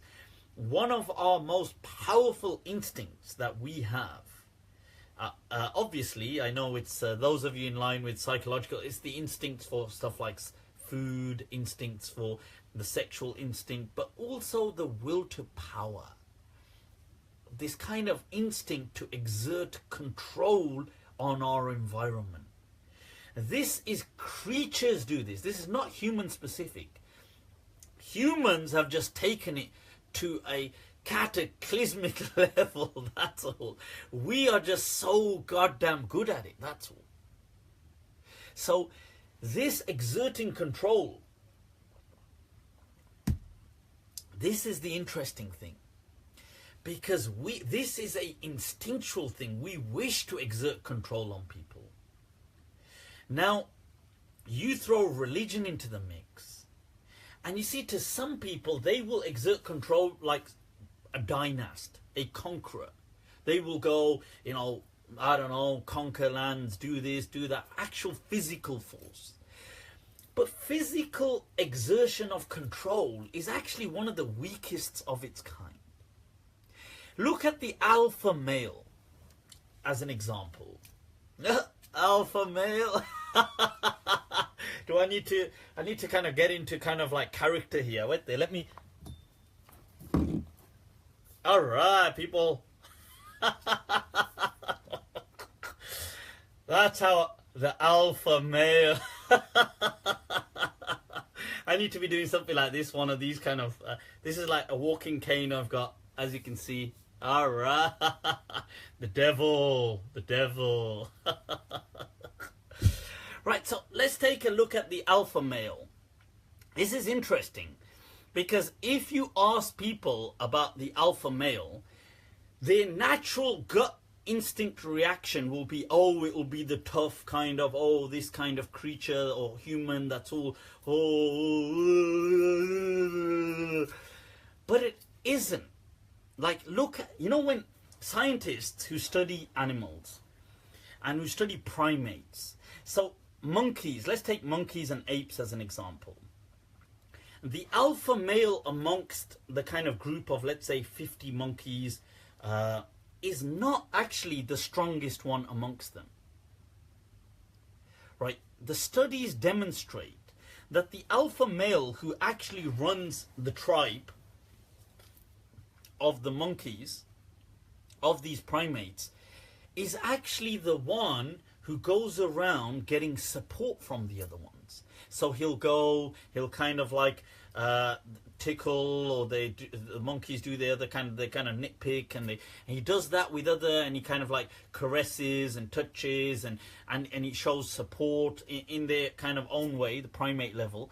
And he goes around to many people of his tribe doing that. The monkey, this is scientific.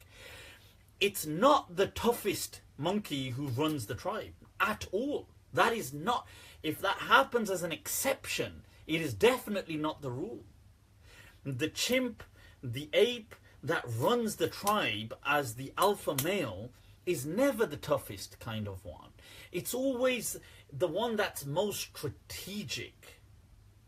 Now, it's important in understanding that, you see, how do people or creatures exert control? That's what I'm talking about. And even you could take this up as humans, like the kind of mafia, for example. The guys who run the mafias and these kind of like cartels and stuff like, are never the toughest people. They're not the ones with the biggest muscles and things like that. They're the kind of ones working for these bosses. The bosses are usually like elderly men who couldn't stand a fight with even probably one of those people. But it's how they exert their control. You have to understand that, you see, this will to exert control, this instinct, is tied into us as creatures. Now, so some people, what they choose to do is they will exert that through religion. You see, they will say, so it's not just, so we come back to some of these questions. Now, earlier on, I was asked a question of, for example, can you wear silk? And I said that Imam Shawkani and these people said it's not haram. Now, you see, let's take that as an example. You see, one could say, look, if I don't want to wear silk, I won't wear silk. You know, like, if I don't want to wear silk, if I think it's haram, all I have to do is just, right, all I have to do is just not wear it. But you see, that doesn't fulfill my instinctual need to exert power. What does? You see, if I just, like, let's say this is silk now and I just don't want to wear it, I just have to take it off. But what I don't want other people to wear it either. You see, this is where exerting, where religion becomes instrumentalized to controlling and exerting control and power over other people. This is the problem. See, you know, with this religious thing, it's not about, oh, what does God want from me, and therefore I just won't do it. It hardly ever stops there. Hardly ever. It's always about exerting. Yes, I might give it up. I might be willing to give up happily gold, silk, all these things. Because to me, they may not mean much. But I want other people to not be able to do it either. And I will justify that through several means. I will say, oh, people will say, why are you exerting control? I will say, oh, I'm exerting control because God has told me I should be commanding the good, forbidding the evil. God has told me, once again, using this to cover up what is actually a very creature instinct to exert control. We have investigated, not to just because some people were asking, this is the same issue. We have investigated so-and-so's thing. He must repent to God. What? Who put you in control? Exerting control. That I have investigated you. I instruct you to repent to God. As this whole drama is going on in the United States, with all this kind of, and it's spread across the world, let's scrutinize preachers. These imams must be under heavy scrutiny. They are in responsible positions. Power. Let's exert power over power. There's no buzz. There's no greater buzz, is there?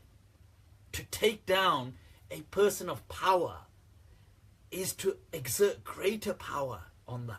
It's all about power in the end. It's all about power, people. Trust me.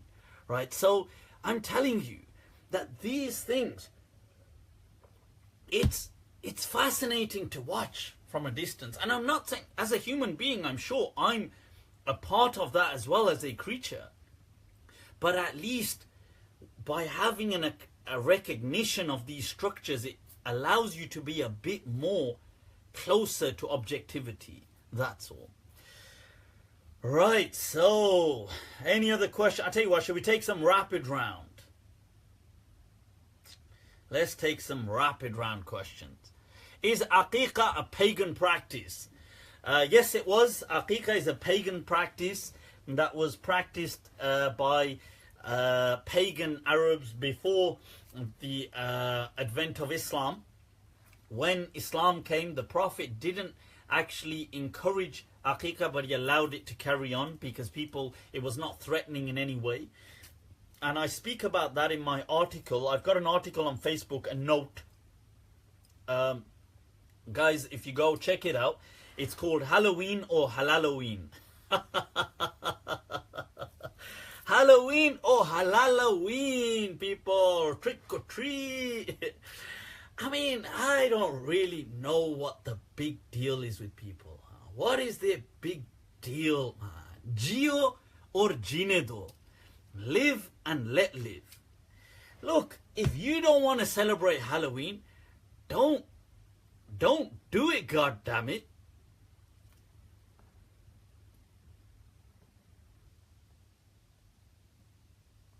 Right? Don't do it. It's as simple as that. But I've got this article anyway called Halloween or Halaloween, and you should read it, inshallah. And I go through this and I mention how people saying, oh my God, Halloween is a pagan practice, but so was Aqiqah. And what's interesting is Aqiqah in Islam, they actually used to do a lot of pagan stuff with it. And one of the pagan parts was after they sacrificed an animal for the newborn, they would kind of, they would take blood from the dead animal and they would kind of like smother it over the forehead of the newborn. So the kind of forehead had blood on it in the end. Now in the hadith in Abu Dawood, the Prophet said, oh, just use color instead. So you see, he told them the part that was incredibly kind of paganistic and it was too linked to their ritual, he still allowed them to imitate it. He allowed them to imitate it by using color. And many of the madhabs went on with what I feel was still part of the Jahiliyyah practice, but they went on with it in saying that you give 2 sacrifices for a boy and 1 for a girl. And they made a distinction. And Imam Malik, the Don of Medina, Allahu Akbar, he said that that's utterly unacceptable. He said it's 1 sacrifice. If you're going to do it, it's just 1 for boy or girl. It makes no difference. So you see how these practices have come through. And even Imam Abu Hanifa, when he was asked, Khala, can you take 1 book off the shelf behind you? It's just a picture. Right, is it, people? Go on then, there you go. God damn. This is Muwahibul Jalil, right? You've got here Min Adillati Khalil, but this is a commentary on Mukhtasar Khalil, one of the major Maliki fiqh manuals, which is meant to summarize a popular mainstream understanding of the school of Medina. This is obviously a versification by the Mauritanians. The Mauritanians, I gotta tell you, this is obviously by Sheikh Ahmed ibn al-Mukhtar al-Jakni. They versify everything. They just turn everything into poetry. But in this, they've brought the evidences to support it from the Quran wa Sunnah. In light of that, I will be, inshallah, teaching fiqh. I need some suggestions, people, on what platform to use. I've been thinking of maybe using Zoom. I've used WizIQ in the past, and right, so I'm not sure. Some people have said maybe you should use Google Hangouts, but I want something. WizIQ in the past let me teach in a way where I could have multiple, let's say 50 students to 100, and they could chat, they could see me, they could hear me, I could share a whiteboard, and it would also allow the thing to be saved so people could access it later on, but they weren't too good in allowing it to be downloaded to, like, in regular video format to upload to YouTube, for example. So I'm taking suggestions, and their quality was just okay, not too good. So what is awesome to use as a teaching thing, some people have recommended things like Zoom or other, but if you've got any feedback, reach out to me, inshallah. Send me a private message and we'll take look at that. How can I know when you're live? How can I know when you're live in Facebook? Follow the notifications, Rahma, and yeah, and follow, like my pages. Follow my pages, both my public and private page, because I use both of them. And inshallah, like it, share it, get it out there, people. Get it out there. That's what I'm talking about.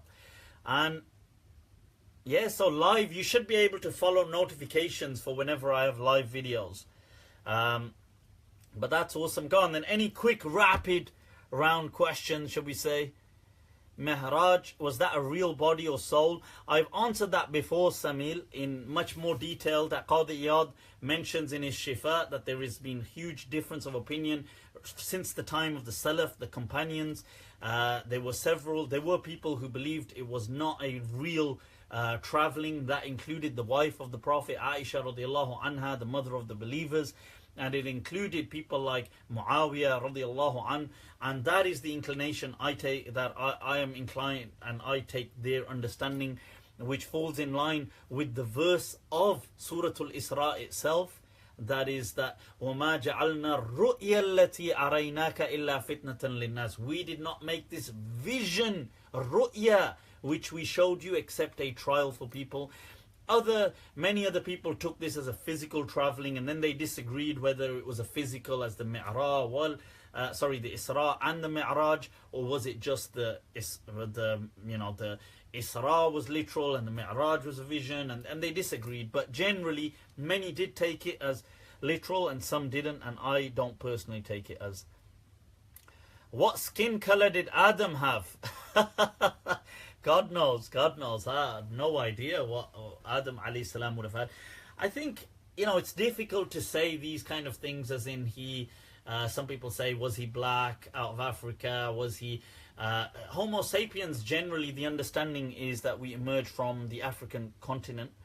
Now, how did they look? Allahu a'lam.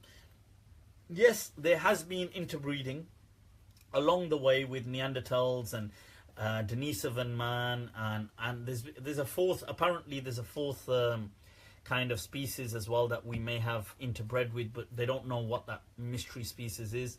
But these interbreeding, it did happen, but it wasn't. And for some reason, a lot of it, like with the Neanderthals, wasn't carried on through males. It was only through females. So that's interesting. But it's not like enough to change the species. It's done at a minute kind of level, but it does have, we do carry some genetic, there has been some, naturally, there's been certain kind of genes that have been inherited, some part of the DNA. But that's interesting. I find this incredibly fascinating, by the way. Do I teach offline? I'm supposed to be teaching at a center called the Ark in Birmingham. Inshallah, I will set that up. I just can't. You know what? I need to. One, I am thinking, what should I resume my classes on hadith? I was thinking of doing a kind of overview. I don't know even what to describe it as. Maybe something to give. I want people who are interested in the School of Medina to have a kind of an encyclopedic access to the spirit of the school as opposed to the letter. The letter, I think I can teach elsewhere, so I can just teach books. But I want people to come to, I want Islam through this understanding of maslahah, welfare, and the Medinan way, the way of Medina, to come to life for people. So I wanted to maybe do a kind of very unstructured course, if you can call it a course, but sessions on that, in person, live, within Birmingham. But let's see. Would I come to Germany? Of course I'll come to Germany. Don't worry about it, inshallah. Reach out to me, inshallah, Samuel, and then or get your people to reach out to my people. Now reach out to me, inshallah. It'd be a pleasure. It'd be a pleasure. Are you teaching females too? Of course I teach males, females. Don't worry about it. It's all we don't discriminate. Salam, bruv. Wa alaikum assalam, bruv. Betty, try Yasmin Moggerhead. Okay, yep, sure, no problem. Any last? When will you come to London? Ya salam. Let's see. Could you sing a song? I haven't got a singing voice. I can't sing a song. God damn it. My voice to sing would be like that would be like, you know, if there's the thing not to do if somebody was about to execute me and they're having a change of heart and I decide to sing, and they'll just be like, just execute him. That's like the Socrates thing. You know, Socrates, when they put him on trial for impiety, yeah? So for corrupting the youth with his ideas. So they took the council, kind of, they made their decision, is he guilty or not? And what they came up with, well, there was a split. It was almost pretty even. So, because they had 500 people of this kind of council to make a decision, and I believe it was something like a variation of maybe 40 people in between or something like that. But it was a very close. It was very close, that the decision that is he guilty or not guilty of this crime. And so, but they found him with it was like a Brexit kind of decision. They found him guilty just by the slightest. And then he's guilty, and now they're going to put him to execution. This is Socrates, the legend. And the way Greek kind of law had it and custom, that you could offer an alternative. So you, as the kind of defendant, could say, well, don't execute me, how about this instead? And they would have to vote on it. So, so Socrates, just being so annoyed with the kind of nonsense that these people, these kind of like dimwits that these people are. So what he says is, yeah, how about you take, like, he offers a really ridiculous low sum of money. So it's like, imagine people saying, oh, we're going to execute you, would you like to offer something else? And he says, like, yeah, how about you take £5 from me? Like something so miserable. So almost 400 of these 500 people plus voted for him to be executed. That's more than the people who found him guilty. Oh God, human beings, we never cease to amuse. Well. Right, so people, I think, you know what, let's call it a wrap. It's been an awesome kind of evening, night session, vampire session, discussing.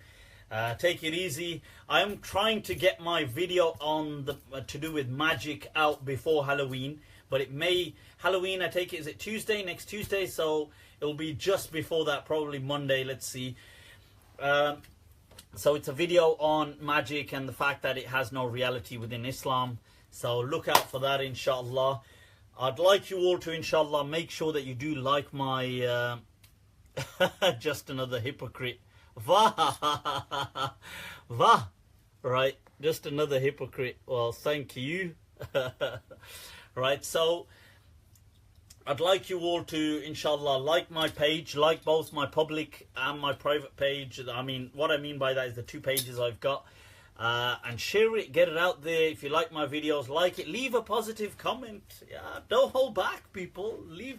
Be positive. Yeah, be positive. This is what, it's good to share sometimes. It's good to sometimes, as a one-off, you read, oh, that's a very nice thing somebody said. That's, oh, oh well, thank you. It's apart from the usual, you kafir, fasiq, destroying the deen, you're going to meet Allah, you're going to rot in hell, you're going to... in the words of, was it Akbar, he said, Jab khuda se milenge to dekha jayega. Well, when it comes to meeting the Lord, well, we'll see to that then, inshallah. But my understanding of Allah is obviously very different to these people. My understanding is that God isn't as these people have understood him, but rather one of mercy and compassion. So like my pages, reach out to me. If you have messages, reach out to me. If you're on Snapchat, you can add me as Malm, 2014, MALM 2014. So, alright people, with that, the words as a conclusion, that Subhanallah wa ta'ala amma yasifun, that exalted and transcendent is Allah above that which they describe him to be. Wa afdalu salati wa salam ala al-qa'il al-mamnoon, and the best of salutations and blessings upon the blessed messenger who said, al-madinatu khayrul lahum law kanu ya'lamun, that Medina is indeed better for them if but only they knew. With that, people, I'll leave you to it. Remember me in a kind dua and take very good care of yourselves. Wassalamu alaikum wa rahmatullahi ta'ala wa barakatuh.